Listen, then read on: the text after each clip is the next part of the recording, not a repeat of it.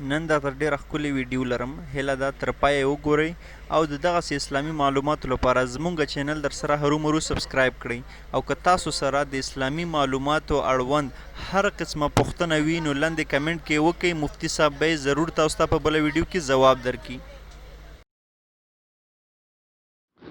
یو بل محترم رو پوښتنه کړې ده وایي چې یو زنانه را واده شي او دا بیا پلار که راځي نو څو شپې وکړي په اومه باندې یا بل کله. محترمه زنانه چې یو ځل واده شو بس دا د خاوند په اختیار کې ده ښه دا د خاوند په اختیار کې ده که خاوند یې بیخي پلار که نه پرېږدي هم د لپاره جایز دي. نو چې خاوند ورته وایي چې ګنټه تېره کړه ګنټه به تېره کړي ورته وایي یو شپه وکړه یوه به کوي که ورته وایي لس وکړه لس به کوي د خاوند د اجازې نه بغیر یا د خاوند خوښه نه وي که دا 5 منټ هم د خپل پلار کره تېروي دا ښځه ګناهګاره ده